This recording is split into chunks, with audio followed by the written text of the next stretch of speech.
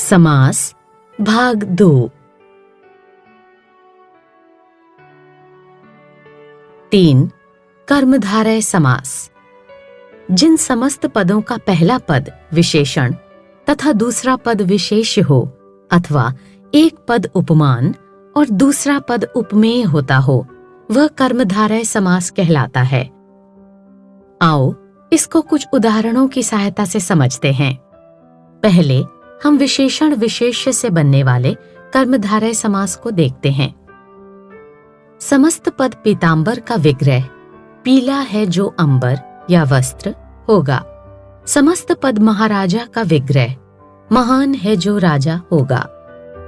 समस्त पद नील गगन का विग्रह नीला है जो गगन होगा।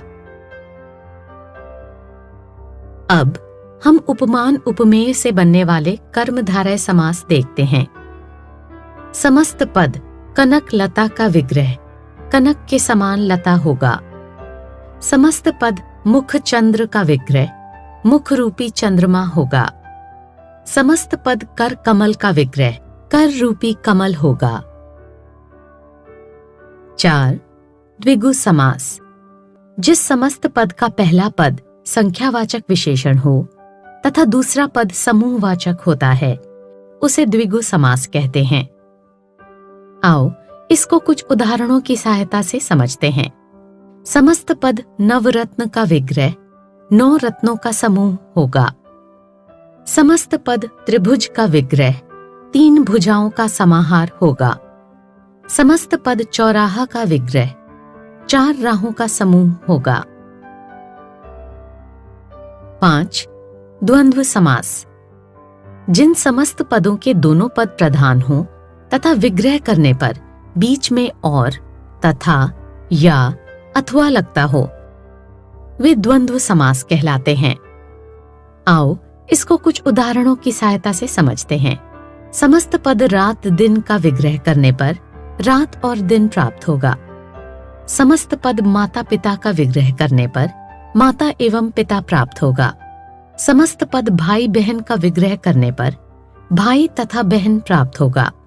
समस्त पद हानि लाभ का विग्रह करने पर हानि या लाभ प्राप्त होगा। 6, बहुब्रीहि समास। जिस समस्त पद में कोई भी पद प्रधान न हो और समस्त पद किसी संज्ञा शब्द की विशेषता बताए या विशेषण की भांति प्रयुक्त हो, उसे बहुब्रीहि समास कहते हैं। आओ इसको कुछ उदाहरणों की सहायता से समझते हैं। समस्त पद लंबोदर का विग्रह करने पर लंबा है उदर जिसका अथवा गणेश प्राप्त होगा। समस्त पद चतुर्भुज का विग्रह करने पर 4 भुजाएं हैं जिसकी अर्थात विष्णु प्राप्त होगा।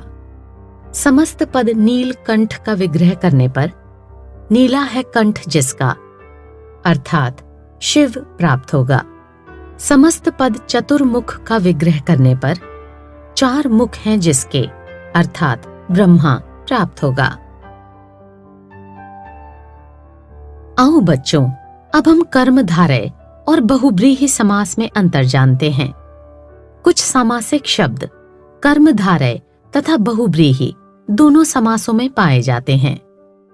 कर्मधारय समास में दोनों पदों में विशेषण विशेष्य अथवा उपमान उपमेय का संबंध होता है, जबकि बहुब्रीहि समास में संपूर्ण समस्त पद किसी संज्ञा शब्द के विशेषण का कार्य करता है। आओ इसको कुछ उदाहरणों की सहायता से समझते हैं। समस्त पद दशानन का कर्मधारय रूप 10 मुखों वाला तथा बहुब्रीहि रूप 10 मुख हैं जिसके अर्थात रावण होगा।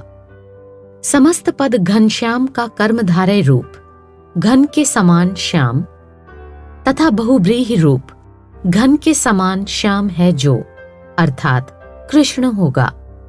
समस्त पद नीलकंठ का कर्मधारय रूप नीला कंठ तथा बहुब्रीहि रूप नीला है कंठ जिसका अर्थात शिव होगा।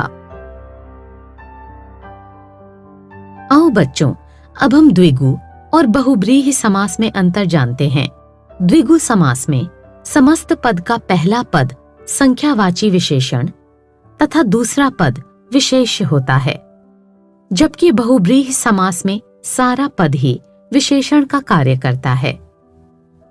कुछ समस्त पद ऐसे होते हैं जिनको दोनों समासों के अंतर्गत रखा जाता है। विग्रह करने पर ही अंतर स्पष्ट होता है। आओ इसको कुछ उदाहरणों की सहायता से समझते हैं। समस्त पद तिरंगा का द्विगु रूप, 3 रंगों का समूह तथा बहुव्रीहि रूप, 3 रंग हैं जिसमें, अर्थात भारतीय ध्वज होगा।